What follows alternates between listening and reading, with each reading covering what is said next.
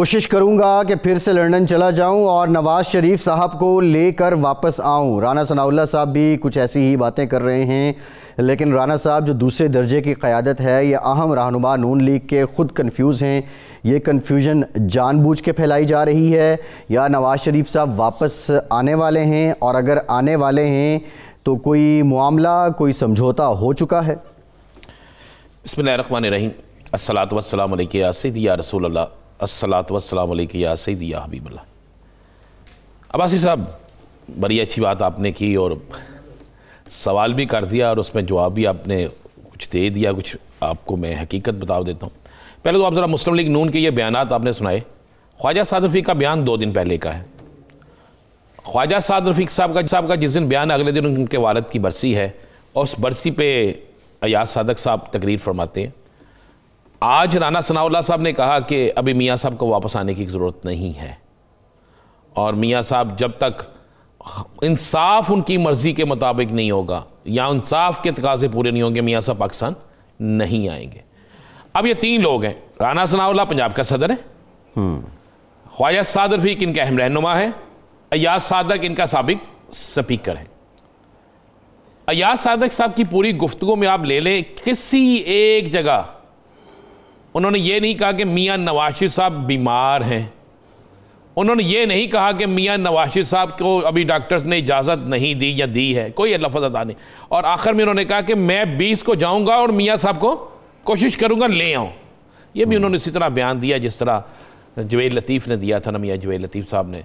और उसके बाद, उस बयान के बाद जब मियाँ साहब की आने की तारीख़ दी थी, उसके बाद भी कई तारीखें गुजर गई हैं। अब बड़ी सिंपल सी बात है, मैं बिल्कुल ये मुसद्दक़ा आपको बताता हूँ कि इन बयानात के बाद आज भी मेरी मुस्लिम लीग नून के इंतहाई ज़िम्मेदार शख्स से बात हुई, जो बरतानिया में मियाँ साहब के करीब तरीन है। तो मैंने उनसे कहा, यार मियाँ साहब आ रहे हैं।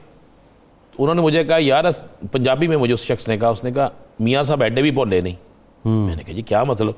उन्होंने कहा भाई मियाँ साहब उस वक़्त तक पाकिस्तान जाने का फ़ैसला नहीं करेंगे जब तक उन्हें यह नहीं पता होगा कि पाकिस्तान के हालात, मैं कहा कौन से हालात, मौसम के, कोरोना के, सियासी, उन्होंने कहा इक़्तिदार के हालात। उसने ये भी नहीं कहा कि सियासी हालात, उसने कहा नहीं, जब तक इक़्तिदार के हालात यानी इक़्तिदार उनको मुंतकिल ना हो जाए, इस बात की यकीन दहानी ना हो कि वो इक़्तिदार में आएंगे, उस वक्त तक मियाँ साहब नहीं जाएंगे। मैं कहा अगर उनके केस कोई हल निकल आता है, कोई ऐसा मसला हो जाता है, कहता है यार बात यह है कि मियाँ साहब पाकिस्तान में 5 साल, 2 साल या 3 साल अपोजिशन करने के लिए भी नहीं जाएंगे। क्यों जाएं? फिर बड़े सवालात उठेंगे, फिर बड़ी बातें होंगी, फिर बहुत सी चीज़ें निकलेंगी। मियाँ साहब उसी सूरत में जाएंगे जब उन्हें मुकम्मल यकीन दहानी होगी। तो मैंने कहा क्या आपको तैयारी हो रही है? ये जो बड़ी गुफ्तगू चल रही हैं, बड़ी बातें चल रही हैं। उसने कहा जी कोई तैयारी नहीं हो रही। उसने कहा तैयारी हो रही होती तो बरतानिया से बहुत से मामला जो हैं, ये मैं आपको इशारा देते, उसने कहा बहुत से जो मामलात हैं वो समेटे जाते और फिर मियाँ साहब कुछ सफारतकारों से मिलते। मैंने कहा किन सफारतकारों से? उन्होंने कहा कुछ सफारतकार हैं इस्लामी ममालिक के, 1-2 और हैं, उनसे मिलते और मियाँ साहब बगैर गारंटी के, उसने हंस के कहा कि मियाँ साहब बगैर गारंटी के तो होटल नहीं जाते, तुम कह रहे हो पाकिस्तान जाएंगे जी। ये अल्फाज नहीं, कोई गारंटी देने को तैयार है मियाँ साहब को? कोई गारंटी नहीं है, कोई अब्बासी साहब गारंटी नहीं है। अभी ये सारी चल रही है। कोई कह रहा है कि फ़लाँ इनका जो बड़ा करीबी अजीज़ है, उसके फ़लाँ शख्स से बड़े करीबी तल्लुकात हैं, इस वजह से। बात यह है कि पाकिस्तान के कवानीन हैं, पाकिस्तान की अदालतें हैं, पाकिस्तान के अदारे हैं। अगर इस तरह होना शुरू हो गया, वो फैसला किसी एक जज का फैसला तो नहीं था जी। मियाँ नवाज शरीफ साहब की नहली का फैसला क्या किसी एक फर्द वाहिद का फैसला था? क्या उस फैसले में जो जजेस बैठे थे, आज भी उनमें से बहुत से लोग मौजूद हैं, तो आप किस तरह करेंगे? फिर क्या ये कवानीन जो हैं सिर्फ एक शख्स के लिए बनेंगे? क्या इसके बाद ये अगर ये कानून बन जाता है, अगर वो आ जाते हैं और वाकई उनकी नहली ख़त्म कर दी जाती है, तो फिर ये एक शख्स के लिए नहीं होगी, हज़ारों लोगों के लिए होगी। और फिर पाकिस्तान के अंदर वो मजाक उड़ेगा जिसके मतलब आप सोच भी नहीं सकते। ये सिर्फ एक कंपेन बनाई जा रही है और ये कंपेन एक प्रेशर डालने के लिए, एक उन्हें यह नज़र आ रहा है कि आगे इलेक्शन हो सकते हैं बल्दियाती, कोई ऐसी कंपेन बना दी जाए कि लोगों को यह दिलासा दिया जाए, यह उम्मीद दिलाई जाए कि मियाँ साहब आ रहे हैं, सारे मामला तय हो गए, ये हुकूमत जाने वाली है जी, इस हुकूमत के हालात ख़राब हैं, ये सारा मामला है। नहीं अब हालात पे तो एक बहस हो सकती है कि हालात ख़राब हैं या हालात ठीक हैं, ये इस पे तो राना साहब बात हो सकती है। लेकिन राव साहब, अभी राना साहब बात कर रहे थे, आप ये बताइए मुस्लिम लीग नून को लेके जो तासुर है उनकी सियासी तारीख का भी, कि वो तो इंतखाबी मुहिम भी तब चलाते हैं जब उन्हें हुकूमत बनाने की यकीन दहानी हो। अब ये एक बयानिया एक तरह से कंफ्यूज बयानिया ही है, लेकिन क्या ये दानिस्ता तौर पे आवाम के सामने रखा जा रहा है या ये सारी बातें किसी यकीन दहानी के बलबूते पे की जा रही हैं? देखें, जो राना साहब ने फरमाया है वो बिल्कुल 100% 150% दुरुस्त है। जब डील या डील होती है, पाकिस्तान की तारीख है उसमें उसके कुछ आसार होते हैं।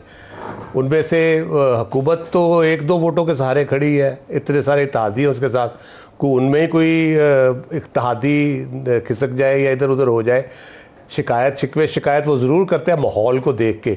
लेकिन आप देख रहे हैं कि अभी तक कोई बंदा निकला नहीं है, ना किसी ने कुछ सीरियसली हुकूमत के साथ कोई इख्तलाफात उस तरह से किए। फिर जो सहाफ़ती मैदान में भी काफ़ी कारीगरी दिखाई जाती है, जब एस्टेब्लिशमेंट डील कर रही होती है तो वो बहुत सी खबरें लीक की जाती हैं, बहुत सी खबरें छपवाई और लगवाई जाती हैं, तो उस किस्म का कोई माहौल आपको नज़र नहीं आ रहा। पर्सनल लेवल पे मैं कोई तबसरा कर दूं या कोई और कर दे डील के हवाले से, उसको साबित करने के लिए कोई एक दलील घड़ ले या बना ले कोई एक बयानिया, लेकिन बज़ाहिर कोई नहीं है। ये हो ये रहा है, अगर आप याद करें तो जिस वक्त पनामा केस चल रहा था, JIT बनी थी, तो उस वक्त जिन लोगों ने जाके मियाँ साहब को मुबारकबाद दी थी और उनको रसगुल्ले खिलाए थे और बड़ी तस्वीरें बनी थी उसकी, ये वही लोग हैं जो मियाँ साहब को फिर सब्ज़ बाग दिखा रहे हैं कि बड़ा ज़बरदस्त काम हो गया है और ये मामला तय हो गया और मियाँ शहबाज शरीफ साहब ने बड़ी कामयाबी हासिल कर ली है, तो मियाँ शहबाज शरीफ साहब को फ्री हैंड मिलना चाहिए और उनको अगला वज़ीर आज़म भी होना चाहिए और ये मामला सारे ठीक हो जाएंगे। मुझे तो लग रहा है शहबाज शरीफ साहब के भी थोड़ी दिन है बाहर, वो भी बहुत जल्द अंदर जाने वाले हैं, जिस तरह के मामला तो उनके चल रहे हैं। और पंजाब में जिस तरह से नैब की चेंजेस हुई हैं और बाकी चीज़ें उस पर जो स्पेकुलेशंस हो रही हैं, तो ये मामला इतने सादा नहीं है। ये मियाँ साहब को मेरे हिसाब से ट्रैप किया जा रहा है। वो यहाँ आएंगे तो उनके लिए कोई खुशगवार सूरत हाल नहीं होगी। पटिशन की बात की जा रही है जी, पटिशन शायद दायर की जा रही है उनको नाअहली ख़त्म कराने के लिए, तो वो तो जहांगीर तरीन की नाअहली भी ख़त्म होगी। तो जहांगीर तरीन साहब की नाअहली ख़त्म होगी तो मेरा ख्याल है इमरान खान साहब और वो मिलके ज़्यादा लीथल हो जाएंगे दोबारा से। जहांगीर तरीन साहब अगर वापस फोल्ड में आ जाते, जो कि बड़ी मेरा ख्याल है उसके बारे में भी काफ़ी अच्छी पेशरफ्त हुई है उस माहौल में, फिर मियाँ साहब सिर्फ उस डिस्क्वालिफिकेशन नहीं है, वो सज़ा याफ्ता है। उन्होंने जेल जाना है आके, और उसकी जब तक अपीलों के फैसले नहीं होते, उनके केसेस के फैसले नहीं होते हाई कोर्ट से, सुप्रीम कोर्ट से। ठीक है राव साहब, ये आपका पॉइंट ऑफ व्यू आ गया कि लीगल ग्राउंड्स पे नहीं है जी, बिल्कुल ठीक है। पहले लीगल ग्राउंड्स पे उन्हें मुकाबला करना पड़ेगा, लेकिन राना साहब ने जो एक बात की कि शायद मियाँ साहब अपनी मर्जी का इंसाफ चाह रहे हैं, और तारीख़ ये भी है कि मर्ज़ी का इंसाफ उन्हें कहीं ना कहीं माजी में शायद मिला भी हो। भट्टी साहब ये बताइएगा कि जो नून लीग है, कभी वो वज़ीर-ए-आज़म नामज़द करने पे उनका रोला है, कभी पार्टी की जो क़यादत है उसके नाम पे रोला है, मियाँ साहब के बाहर जाने पे रोला है, मियाँ साहब के वापस आने पे रोला है। ये इतने रोले ऑर्गेनिक हैं या ख़ुद साख्ता हैं? देखिए अवाज साहब, मामला ये है कि जिस इशू को हम डिस्कस भी कर रहे थे, जो हमारी सियासत है ना, वो पाकिस्तान की हो या दुनिया के किसी मुल्क में हो, स्पेशली जो डेवलपिंग कंट्रीज़ हैं, वहाँ पर सियासत जोड़ तोड़, राब्तों का, मुशावरत का ही नाम है।